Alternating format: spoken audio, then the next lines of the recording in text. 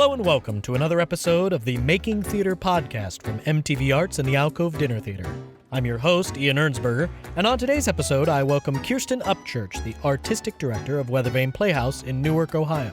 I wanted to try something new this week, and I wanted to hear from a fellow theater friend and colleague about how COVID has affected their theater, and how they're adapting to the new regulations, and how they're creating new content to keep their artistic and creative juices flowing. So let's get started. The idea for this is just to kind of chat a little bit. I kind of wanted to open up to other theaters, so I might talk to like the Renaissance in Mansfield and the Playhouse in Mansfield and a couple other places, maybe Curtain Players. Yes. Just to kind of see like how all of this is affecting them, because it seemed to be a pretty big thing. Right. Yeah, exactly. That makes sense. That's cool. Yeah. So first off, thank you for doing this, obviously. Right. So tell us what it was like for you, just right off the bat, because you had, how many people do you typically have per season between actors, tech, and everything? Over the course of a 5-show summer spec season, we will hire approximately 100 employees. Ooh. And then we will also further have around 50 to 100 volunteers that help us do various things like ushering and working concessions and things of that nature. Wow. So, and this was your first full season as the artistic director. Right. So, yes, it was. So what was that like when all of this kind of happened? Because it was fairly quickly after auditions. I mean, it was around here. We just didn't know. We were in the process of actually finalizing contracts. And I had made a whole bunch of offers, but hadn't finished making offers when the news came down. We were actually in the process of also opening up an educational show. So we looked at each other and went, well, if we're going to close the educational show, likely we're going to end up closing everything else. And our contracts at the time didn't have things like a force majeure clause. So no act of God that could save either party. So we actually went back to the drawing board immediately and rewrote part of the contract so that it protected both parties. And then we went further and went, okay, well, here's a plan of action that we think we might follow in case things happen. Yeah. So my general manager and I actually sat down. Let's say Ohio closed up around March 10th-ish, 10th, 12th, and 4 or 5 days later, we had a plan of action that was being presented to the board. So we actually jumped on it really quick because we went, oh, this is going to be bad. Yeah. Well, and you had offered me a role in shows, and so then I was just sitting there like, I don't think it's happening. I just don't think it's happening. Yeah. And we had just finished a dinner theater at the Alcove, and the very next week they pretty much shut everything down. So, and then we were like, well, do we try and do a classic series? Do we try and do this? How do we have schools come in and watch the show? And it was awful. I mean, it just hit like a ton of bricks. It really did. And luckily we had a lot of resources. So we had participated for auditions this year in United Professional Theater auditions and also in the Southeastern Theater Conference. So both of those audition conferences actually got their people together and had Zoom calls or conference calls to try to just talk about what everybody was doing so that we all felt like we weren't going crazy. Yeah. And it was, hey, we're doing this over here. Have you guys thought about this? Oh, we thought about that. Oh, I haven't thought about that. So we were sharing a lot of ideas amongst all the artistic directors and general managers across, most of the Eastern Seaboard and then the rest of the nation. So a lot of us were leaning on each other pretty heavily to go, what else, what other questions are you asking? And what else should we be thinking about? What are beyond variables that you might be thinking of that we haven't even thought of? Exactly. Like, we haven't quite gotten this far because this hasn't come up yet. So what came up for you? And like one of my friends who runs a similar summer stack, his first question was, oh, do I have to come up with housing to quarantine everybody together so that we can actually do this 2 weeks prior to us starting rehearsals? Mm-hmm. Or do we try to figure out how to self-quarantine and then bring in? Like, how does the quarantining thing work? Yeah. So we don't we haven't even thought about that part of it yet. Well, and that was before all those bubbles and things happened, even with sports. And look at what's happening even still with sports. There's still people getting sick. Exactly. So, and that conversation actually happened like on a major call with a whole bunch of other people. That happened before the NBA and the MLB stopped. Wow. We were like, all of us were like, whoa. Like, we're responsible for the possibility of us spreading it because we're all in each other's faces and we're singing at each other. Let's talk about that. Yeah. You know, it was a whole lot of questions very quickly. So, and you've also now, what are some of the ideas that you have come up with to keep people at least being able to perform or, you know, get their talents and get their art out there? I know, like, doing this, I kind of begged and said, I've been trying to do this for like 2 years. Can I do it now? Because I have nothing to do. I need something. So yeah, talk about some of those kind of things. Sure. So right out of the gate, we started doing collaborative groups. So we have a really large alumni network. And my 2020 cast, who a lot of them were going to be very new to the company and didn't get a chance to really get to make those networking connections that we usually do over summer stock. I said, hey, anybody want to like just get into groups and talk to new people and continue to network and like maybe work on projects, but it's really just about having fun? And they went, yeah. So we had like 7 different groups going over the course of the summer with people who didn't know each other and had only Weather Vane Playhouse in common. And they were looking at different things like playwriting and musical theater and different kinds of things that they could then just talk to each other about, get out in the open, all of their feelings on what was happening in the world, and figure out new things to collaborate on together to pivot for themselves. And so we ended up utilizing a lot of their pivoting ideas. So we did a Broadway 30-day challenge through one of our alumni, and we built in shows around a lot of the stuff that they were already doing. So one of them was a playwriting group, and they realized that they just needed to tell stories.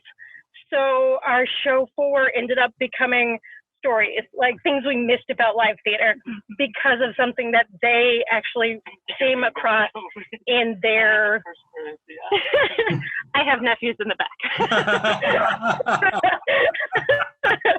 So, it was really cool to see all of those little things. We had several of them come up with new pieces and doing home performances for us for a cabaret version of a show.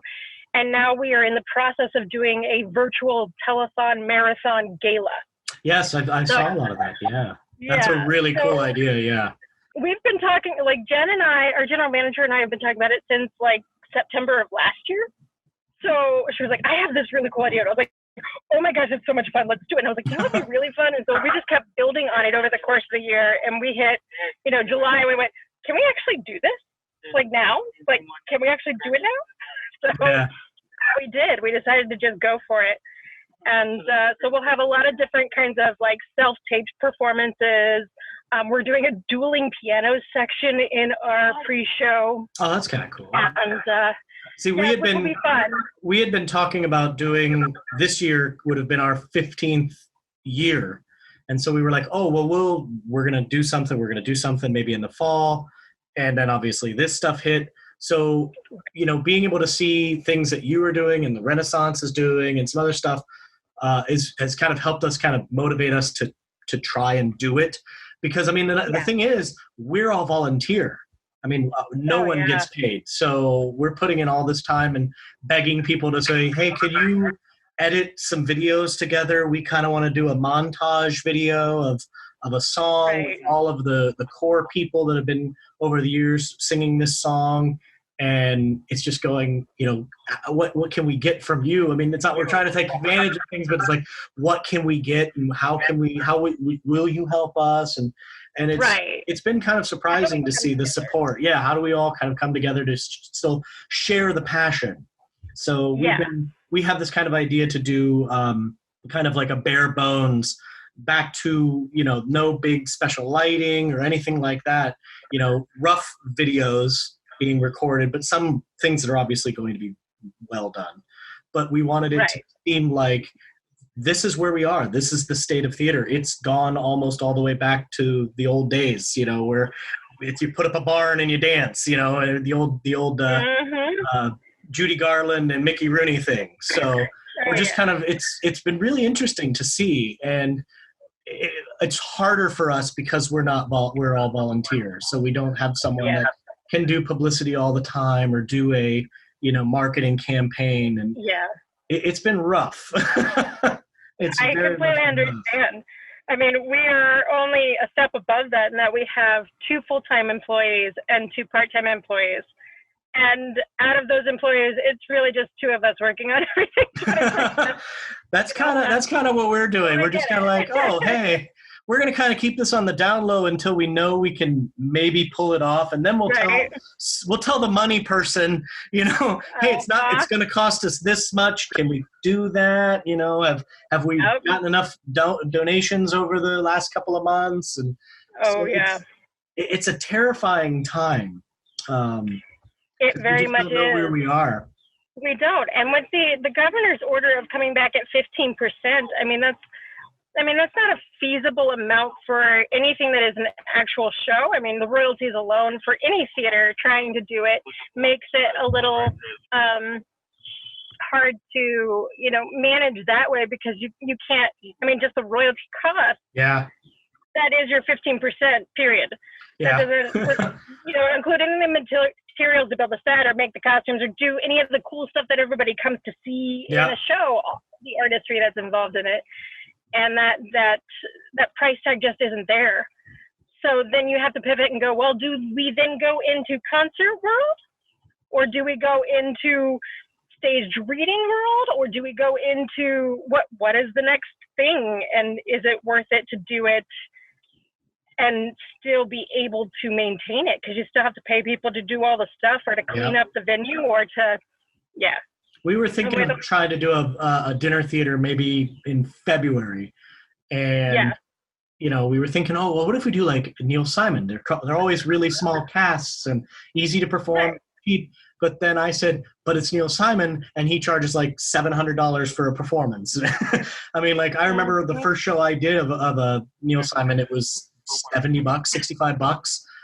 And now like almost 200 for something for one of his shows alone. So exactly, he needs the money. He's not around anymore, but his estate is. Right. So and I've been attending things like, Zoom murder mysteries. Yeah, that's a big thing. They're interesting. I enjoyed it. But it was interesting. It was interesting to see how it was set up to be able to be done, but it wasn't as intriguing. Like it misses the mark. Yeah. It's not live enough. You don't really get all of the fun of like going of not knowing what's going to happen next, or that anticipation of being right about the killer or any of that. It's missing. Yeah. It's almost like a video game instead, because you're all, in these little screens doing stuff but I'm not there. I'm not interacting. I don't feel it. Yeah, exactly. It's easy to disconnect.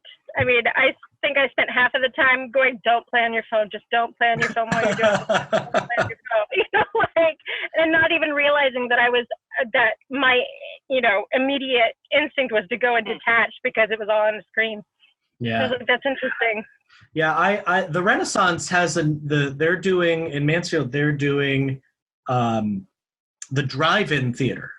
So they have a thing worked out with their radio station, and they can feed it so people can still come to see the shows, just park in their cars, and they project it onto a big screen behind them. But then they have a little platform even in front of that they actually are performing on. So people are just finding any ways to adapt to be able to perform. I mean, 15% of, they have a 1,300 seat theater. 15% of that, nothing. Like you're not, that's not of you. And the Renaissance Theater is also an equity house, right? So they have to also deal with union rules and things of that nature. Yes, very much so. Yeah, and the people are just like, oh, we got to go, bye. Where'd the actor go? Oh, they're gone. Right. Okay, so I guess rehearsal's over. Yep, and trying to pivot those contracts, because equity is being really stringent about those contracts right now. I know a lot of friends who are running equity houses right now, and they're just having a hard time trying to figure out a way to meet in the middle with equity, because everybody's so dramatically different in what their space can actually do, that equity, reserves all rights to say no. Yeah. So are you officially the seasons are done? Like, you're not doing the fall or the winter show? Correct. So we have canceled our 2020 season as far as actual productions go. So now it's just whatever. Our entire 2020 season is 2021, thank goodness. Yeah. So, so all those just transfer over to next year, which is great. But nothing live officially at the moment. Yeah.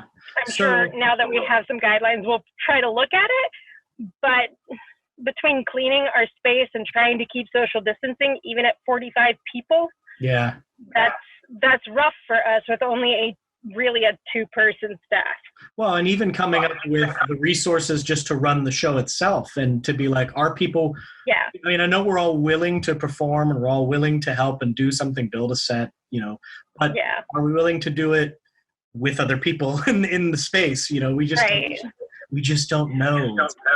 Right. And trying to quarantine each other. A lot of our local friends have had to pivot into different day jobs to try to make sure that they are keeping a roof over their heads.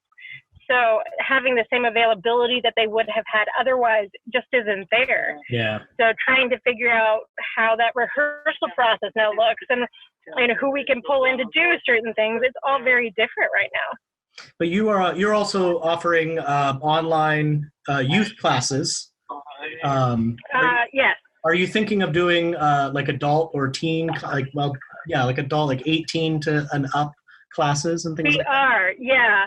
So right now, and this is one of our part-time employees is our theater education director. She is also a full-time special education director at the high school in Newark. Oh. So she actually does, she's an intervention specialist. And so she is more than full-time in many ways right now.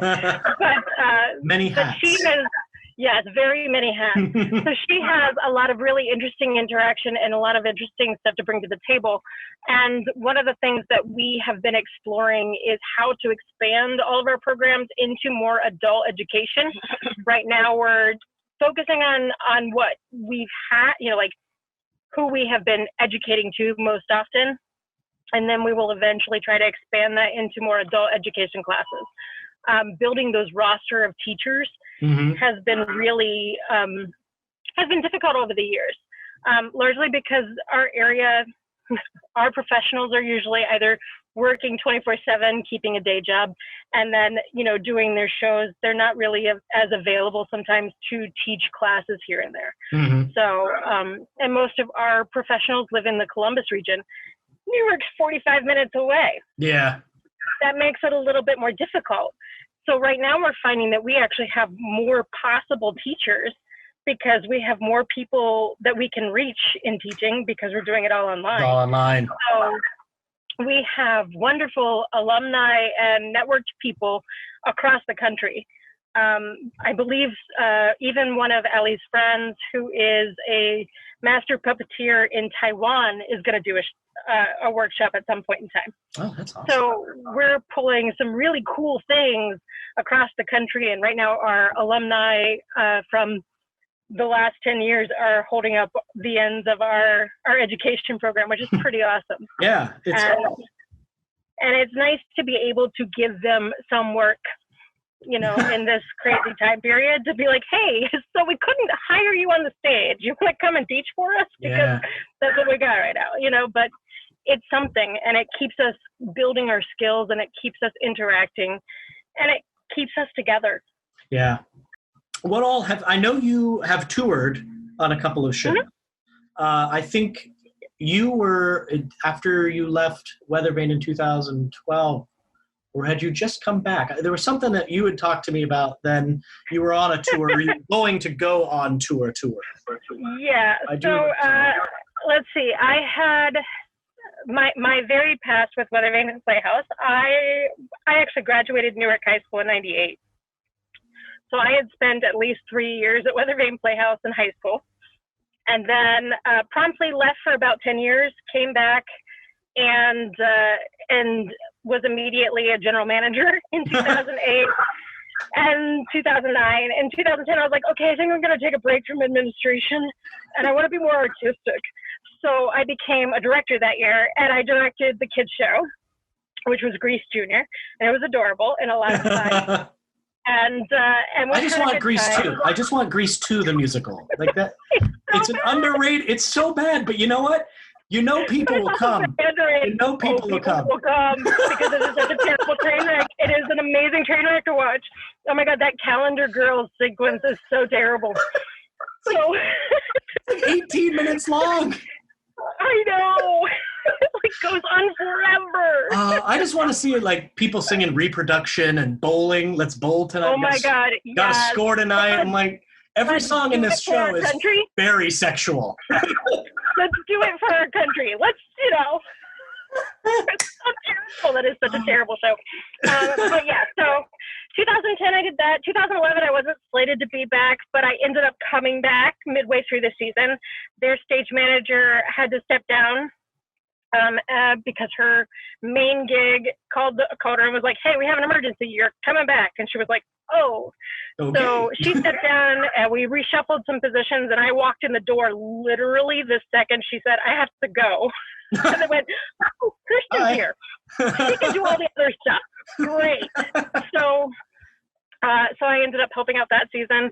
2012, we had a new artistic director who didn't know me, literally from Adam, but I'm bum ching because his name was Adam. And I was like, I want to be an actor, so I want to see if that's all I want to do. So nobody's allowed to tell him anything I've done. So Adam had no idea that I had been at Weather Vane for many years. He had no idea anything that I had done. All he knew was that I was an actor, and he hired me as an actor to play Lena Lamont. Lena Lamont, yeah.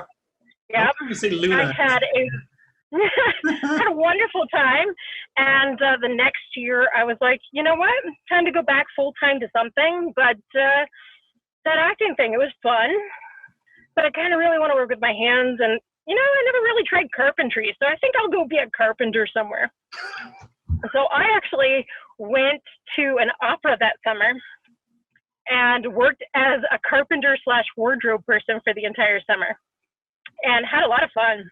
Learned a lot of stuff. I'm not really a carpenter, but I can be one. So I had a great time doing that. And then I immediately got put on tour. And so I started touring 2013. Started off with Godspell as I knew it was one of those shows, Godspell, Jesus Christ. Yep. And it was a Canadian Equity tour. And so I was their spot op / assistant to everyone. I had a great time. And that same company that took that out, they said, so what are you doing next year? And I went, I don't know. And I went, you do stage manage, right? And I was like, I mean, yeah, I can do that. And they're like, I was like, okay, yes, I have a stage management resume. And they're like, great, we need to see all of your resumes. And I went, wait, what do you mean? And they're like, yeah, you're not getting by with this. And I was like, oh. So I handed them all my resumes, and they went, so you want a production stage manage? And I went, yeah, that sounds like fun. Let's do that.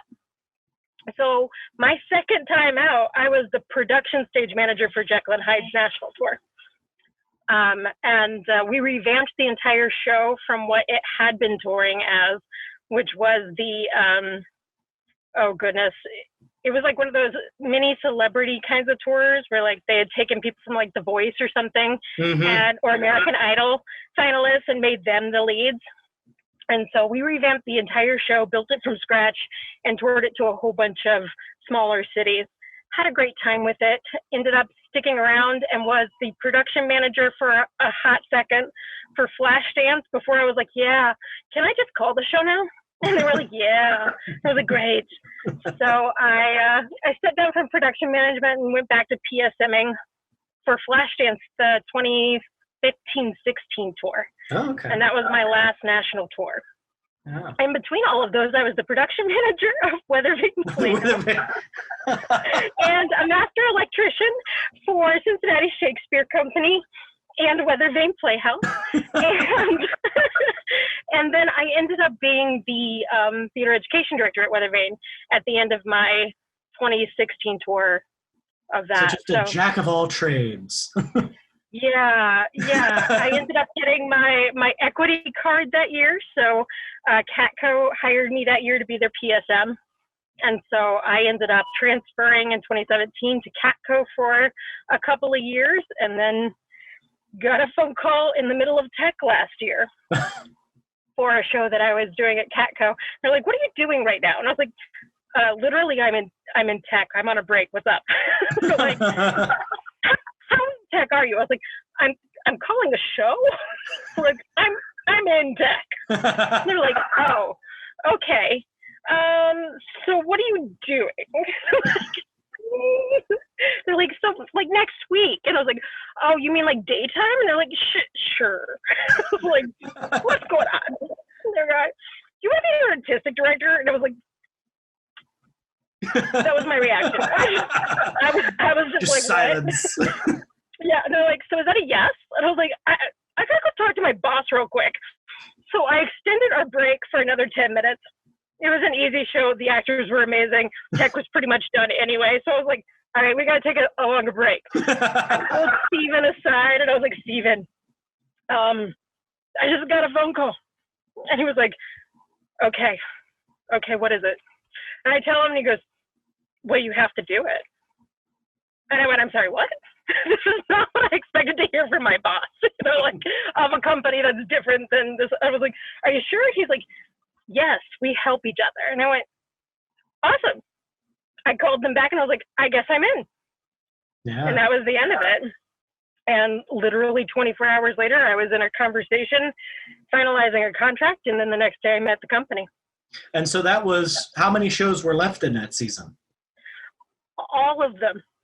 Oh, they were. It was second day of season. Wow. It was the second day of rehearsals that I got a phone call. Wow. Previous artistic director had to step down for personal reasons. Yeah. So they're like, "Hey, what's up? You happen to be in the area and you have worked every other job in our company. So now you're still going to work all the other jobs too, but we want you to do this one too." Right. So I actually remained the PSM at Catco until December and finalized out their season, trained up a couple of different PSMs, wrote a handbook on how to PSM for Catco, and put everything down in like specific order and made sure everything was good to go before I left. While I was also the artistic director of Weather Vane Playhouse, doing a 5-show back-to-back 2-week summer stock and casting and hiring 2 shows while also directing 2 shows, 2 rather large shows like Billy Elliot the musical and Joseph. Especially Billy Elliot with it's not only a young lead and it's a very damn heavy show. Yeah, that's interesting. So no pressure. No pressure. No pressure. None. It's very. Like my favorite part was that, "Well, you have to direct," and I was like, "Okay." So I'm gonna keep an entire company because that's what we got to do because there's no way we're gonna replace people at this point. So okay, and you need me to do what? And they're like, "You're directing." I was like, "Okay, crap, got it. All right, we got this. No pressure. By the way, as long as it's good, then everybody will be okay with you staying." So I went, "Oh, okay, all right. No pressure." No pressure, yeah. Would have been that's a no pressure job. You're good. Completely no. So we were facing a lot of different challenges last summer. There were a lot of shows that were relatively new to the area, or at least new to our patrons, so they didn't really know what they were. So we were challenging a lot of unknown titles. We were challenging just a lot of random things. We're also talking about an entirely heavy tech season. We had Matilda and Aida and Bill Elliott and Romance, which switches an entire set at intermission, all in one summer. To follow it up with Joseph and the Amazing Technicolor Dream Show. And then we had, Christmas Story the Musical. So all of them are very tech heavy or prop heavy or special effects heavy shows. So especially Matilda, yeah. Yeah. So we're like, how do we do this and stay in budget? So the 2020 season that you were supposed to have, how soon after the the 19 season did you already start planning for the next season? Or you announced it then, didn't you? Right. So literally my second week of working, we have shows. Who do I talk to? Because I know from past experiences of being the general manager that if you don't know what it is that you're going to do by June, then you can't get it through the committees that it has to pass through. You can't talk to everybody that you need to talk to, and you can't apply for royalties and get the royalties on time in order to announce prior to the end of the season. And it's imperative to announce it while you have a captivated audience. Mm-hmm. And by show five should be your best sold audience because they've had the entire summer to realize that theater is happening. Mm-hmm. And it's usually a blockbuster show. So it's usually a good one that brings in a whole lot of people. That's the audience you're trying to sell to. So if you want to be able to announce by that point in time, you have to have everything turned in and passed by mid-June. So 3 days into me having the job, I looked at my general manager. I was like, so when are we talking about next season? She was like, oh, thank God. And I was like, okay.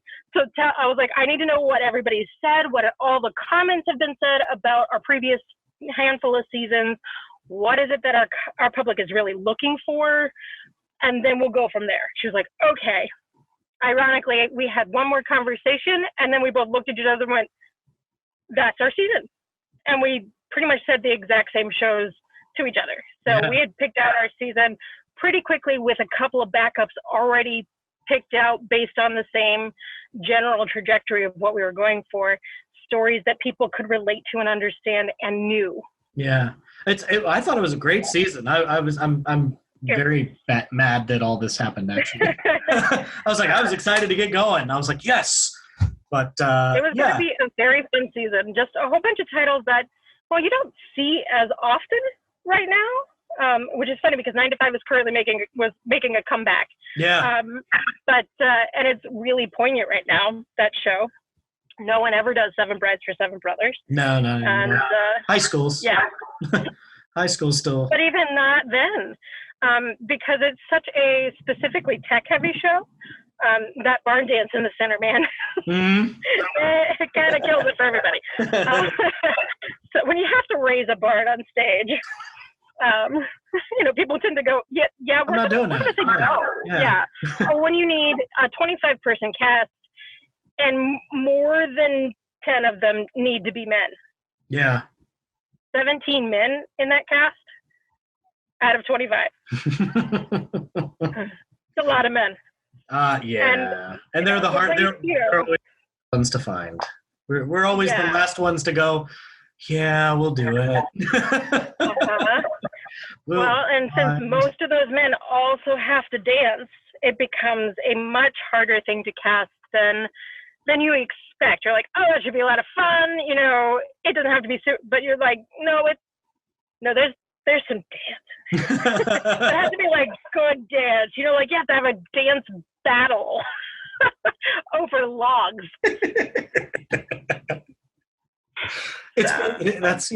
I was really excited to see how Murder was going to be staged. Because I love Ken Ludwig, so I was really excited to see how that was staged. I've looked at pictures of it and was like, that's cool.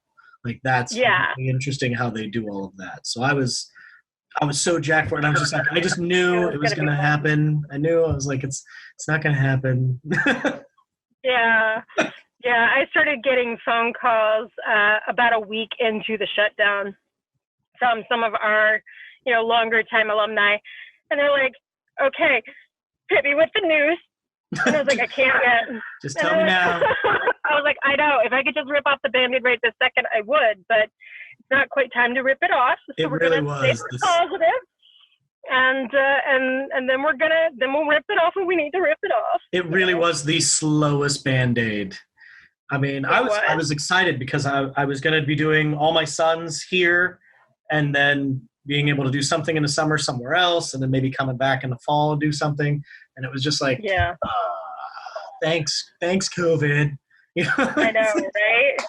Yeah. We were looking, our ticket sales were so strong for this season that it would have been our best selling season of our history. Oh, wow. And I'm sure, and that's the thing, because I think everyone is going to be so excited to come back. I mean, I know there's always going to be those fears and apprehensions. I think everyone is just so excited that it will probably be the same thing. And I can't believe you actually even got the rights to all of the shows to do the following year. Like, that's even more like, really? You got all 5 shows? The royalties, all of the different companies, all the publishing companies have been really great about royalties and about transferring things and trying to give the theaters the best possible options, because ultimately if the theaters close, the publishing companies aren't making any money and the writers aren't making any money. So everybody loses when you can't actually produce. So they've been doing everything they can to also just pivot things to the next year or do what they can to try to help each other out. And they've been super kind about it all. And just they've made so many different large leaps on trying to figure out and talk to all of their different authors about, streaming rights and things of that nature, so that there's lists upon lists of playwrights that are like, you can stream our material. That's fine. Yeah. Go through them to stream. We've got it all set up. It's great.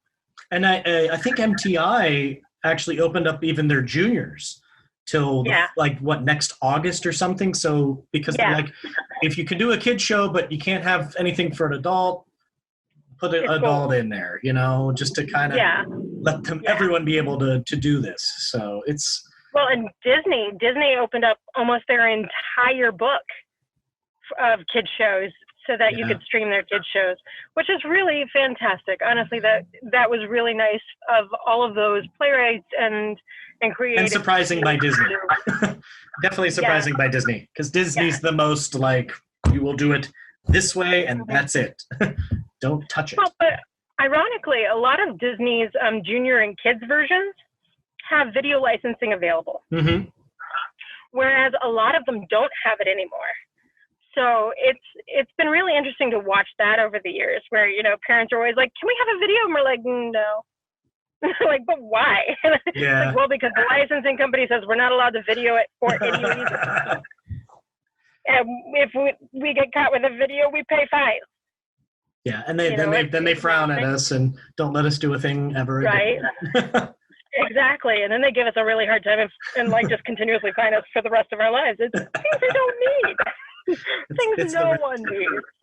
So, how do you see all of this going in the future? How do you see theater? Do you see it returning to the exact same way it was, or do you think a lot of this streaming thing and stuff like that is going to kind of stay a norm as a secondary new thing for people?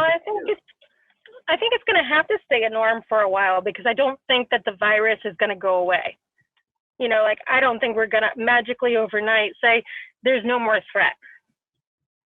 So I think that there's going to continue to be some version of a streaming world, most likely in the education sector, because the education sector opens up so much wider for everyone when we can actually connect to people from across the world, where we can't do that in person as well. But I think we're going to end up going back to a version of what we were, but better. Yeah. Because I think we're going to have more appreciation for what it is that we do, and I think we're going to be more focused about it. I mean, maybe not right out of the gate. We might just be like crazy, oh my God, we're in person. Like just have, crazy, hysterical fun time. But at the same time, I think that our art's going to be more specific.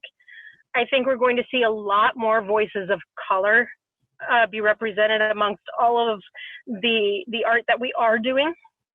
or that we are going to be doing across the world, which I think is a really good step forward. I think we're going to see a lot more cultural productions than we were before, where we were just really seeing the standard white American or white British storylines. I think we're going to see a lot more different cultures represented, and I think that'll be important.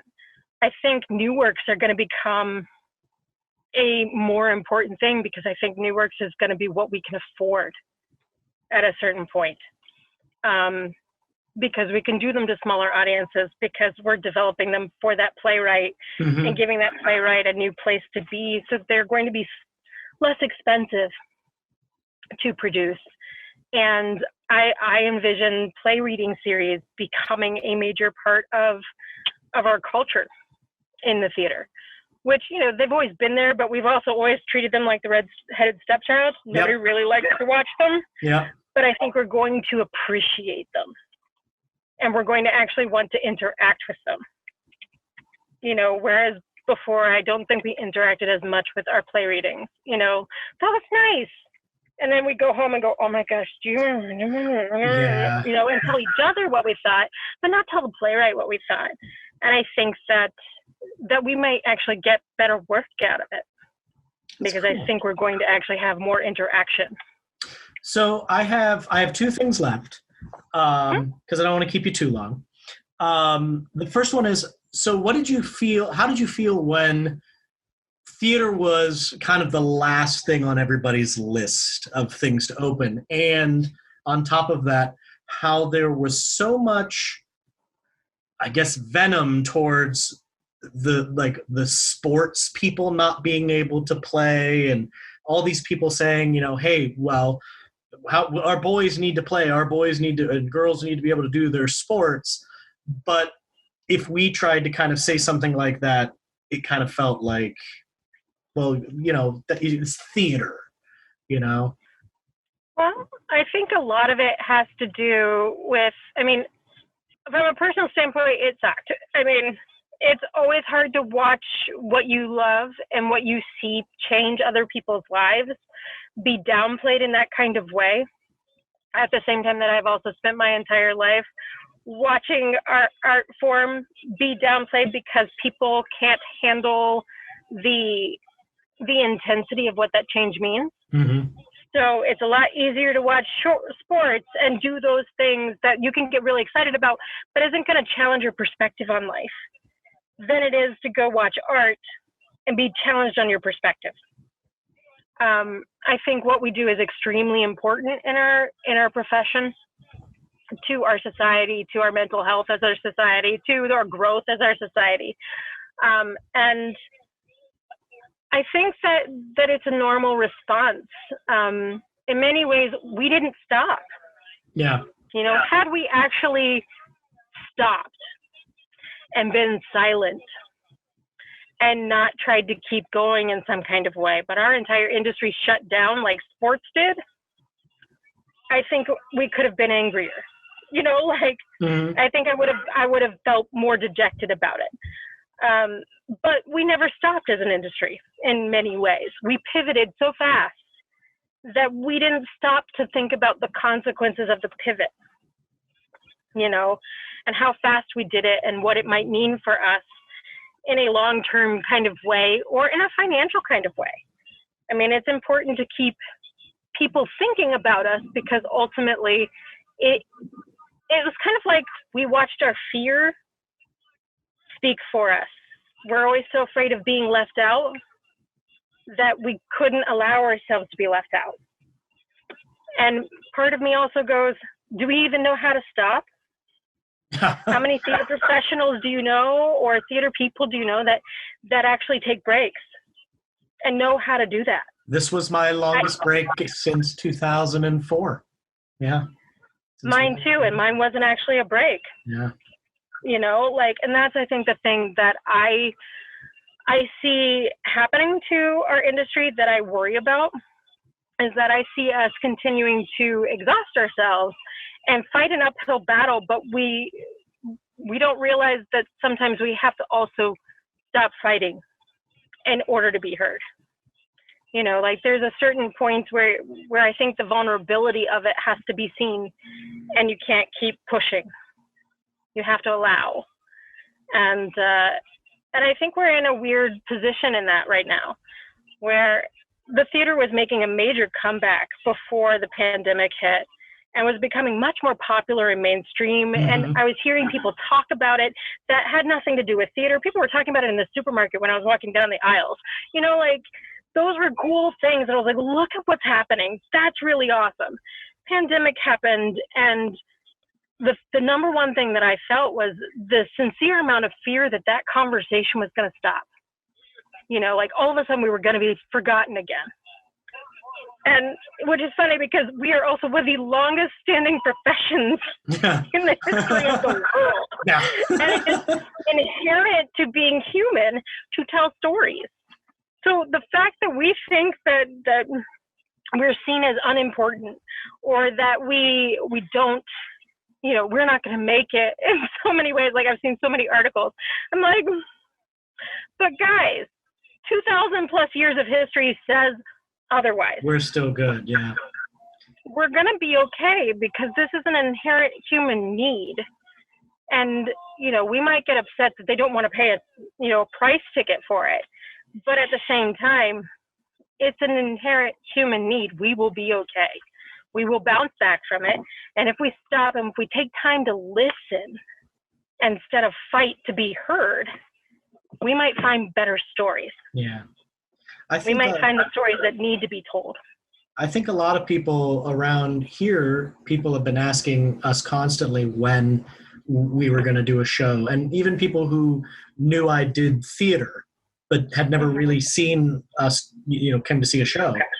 And I think it was something that was, you know, it was almost like it wasn't appreciated until it was gone. Like it was taken from us without our it wasn't our choice.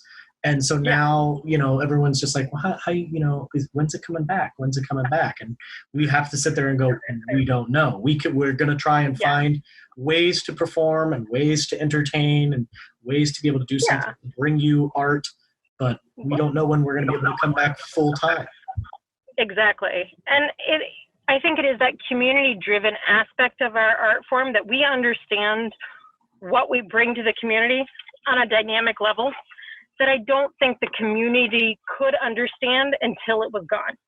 You know, and I think sometimes that if we aren't careful and we overpopulate our, you know, and push ourselves too far, we're going to stretch ourselves too thin and not be able to come back in the kind of way we need to. Not be able to do the kind of fundraising we need to do so we can come back. Not be able to express just how important we are because they've never really had the chance to miss us. So I think that's why we've taken the approach we've taken at Weathervane, where we've done a whole lot of memory style videos, and by a whole lot I mean 5. The memory videos were really cool. I thought that was the opening night memory videos. I thought. Yes. So. Yeah, so we took that as the approach to remember how things were, remember what you loved, remember what you got out of going to the theater. Remember what live theater is about. Remember the fun things, the silly things, the serious things. Remember how you were challenged. Remember the beauty. Remember the joy, you know, and that's what we have been kind of aiming for.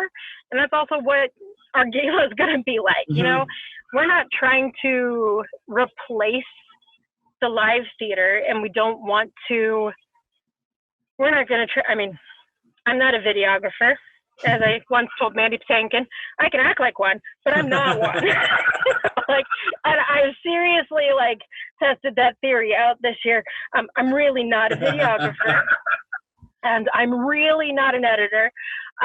But you know, I think understanding where our limitations are and understanding what it is that we do versus what it is that we don't do, and holding true to ourselves and what art we present to our community and what value we bring to our community is just as important, if not more important, than just trying to simply continue to push out material.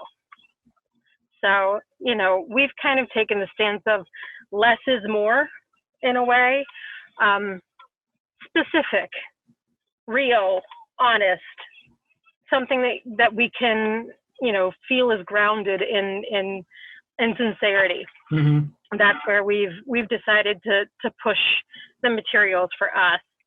And I think it's important. And I see a lot of other companies doing similar things, and I think it works.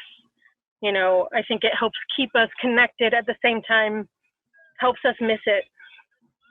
Yeah, because a lot of theaters, when you see them, asking for money or donations, or when you go to a show and they ask you, or you come out after the, even on Broadway, there's always the cast members out there kind of hawking stuff, and it's not like it's a bad thing to do, because they are for good causes, but you just kind of always think of it as a handout, and it's like we're not trying to we don't want handouts, we don't want that, we just want to be able to entertain for you, bring the arts to you, inspire you, and just anything really, just to kind of show you that there's a whole other world out there that you may not have seen before.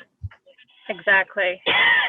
And I think it's important to continue to provide those really great different stories, those really great different things that challenge our community. Right now, our community is being challenged in so many ways. I think it's really hard for them to not just feel attacked, and part of it may be well-deserved, but either way, it's just so much going on in the world that I think it's hard to figure out what to listen to and how to take things. And I watch a lot of the people around me as I go through like the supermarkets, just simply not be able to sort through the information. They stand and look at the soup aisle for forever.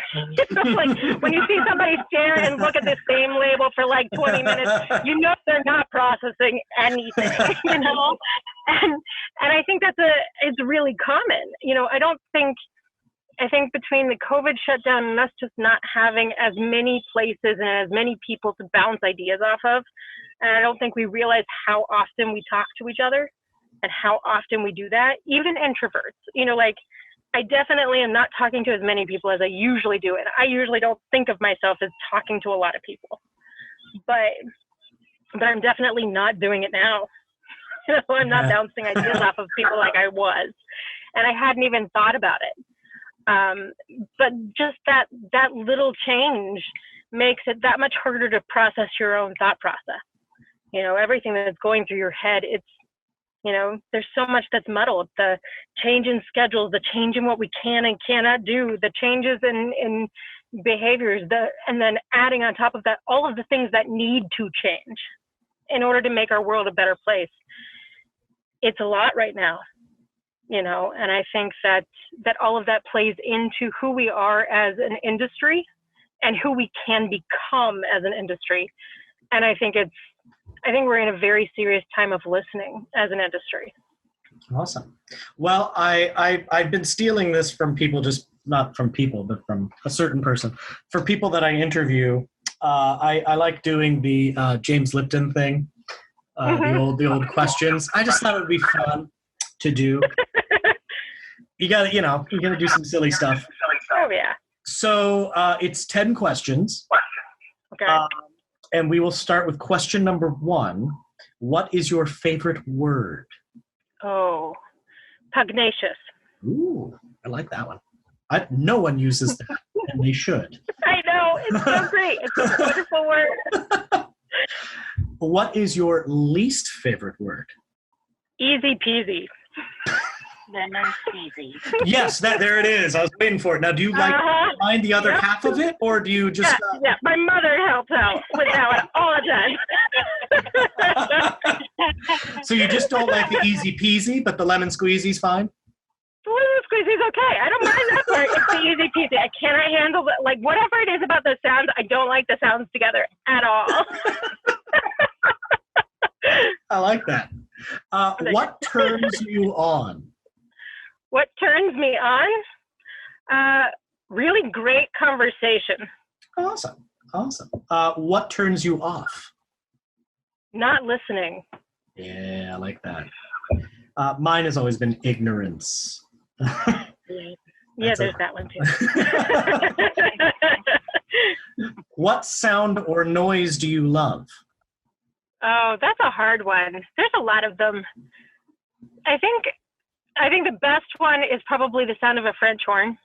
Oh, nice. I do like a good French horn.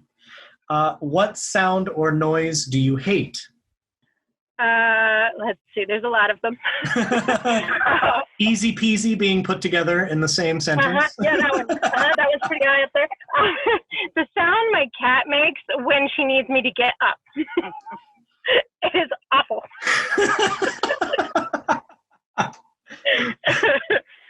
So this one we have to kind of,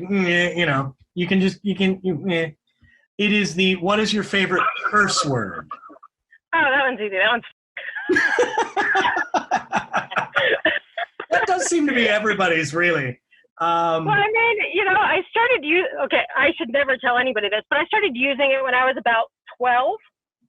I was going to school in a high-end school, and I was being threatened a lot because I was the quiet girl that got A's. And so one day, somebody came up and started threatening me and said they were going to beat me up, and I was like, well, f*** you. And then it all stopped. And I went, well, that works. Okay. Now, do you use the variations, or do you just like that one? Because, I know everyone. I know a lot of people like the variations. Some people just like the word itself. I do the variations. I do a lot of variations, but the main one is typically my go-to. Yep. What profession other than your own would you like to attempt? Medicine. Oh. What profession would you not like to do? I would never like to be a construction worker. I don't think I could handle standing outside in the hot sun. No, I can't. Nope. Lobster. I turn into a lobster. It would be bad for everyone. Okay, I might build a house, but that road construction part where I have to stand in traffic and they're going 55 to 100 miles an hour, nope, not a thing for me. Nope. I even have the little divider there, but I still don't trust it. Nope. Yeah, no. Have you seen our drivers? That's very true. If heaven exists, what would you like to hear God say when you arrive at the pearly gates? You made it! Well, thank you very much. I thought that was fun. It was nice to be able to talk again. I hope to be able to do a show next year. I hope to be able to just do a show in general. Agreed. But yes, thank you for joining me. And this should be up, if I can edit it today and put it all together, it'll be up on Wednesday. So awesome. Feel free to have a listen. You are, I think, actually... I think you might be the ninth. I was going to say you might be the 10th person, but I think you might be the 9th. I don't know anymore. Okay. The first episode was 3 parts put together, so, It's all good. Yeah. It's all COVID relative. Yeah, exactly. Yeah. So, yes, thank you again for joining me. I hope everyone enjoyed the chat. Right. Easy peasy, lemon squeezy. Well, have a good one, and we will talk to you later. You. All right. Bye. And there you have it. Once again, I would like to thank Kirsten for taking the time out of her schedule to be on this podcast with me. This is very interesting going forward. There are a lot of unknown variables. We don't know what's going to happen going forward. We don't know the changes that are going to happen. We don't know if everything's going to be the same. It's a little scary, but it's also exciting because we're allowed to bring you this kind of new content like the podcast and anything else we might come up with. But we're all in this together. We're all one big ensemble. Whether we're working together at the same theater, whether we're working at other theaters around the country or around the state, and even sometimes in our own city, we're all working together with the same passion to bring you the arts. And we thank you for sticking with us, supporting us through all of this. Without you, there's no us. So thank you for your continued support. Once again, my name is Ian Ernsberger. This has been the Making Theater Podcast, and we'll see you on the next one. Please remember to like and share this podcast. And remember to follow us at MTV Arts on Facebook and Instagram and Twitter, and the Alcove Dinner Theater under Bruce Jacklin and Company on Facebook and Instagram. Please feel free to comment on the post about the podcast and tell us what you liked about it, what you didn't like about it, and any kind of suggestions you might have for another podcast down the road.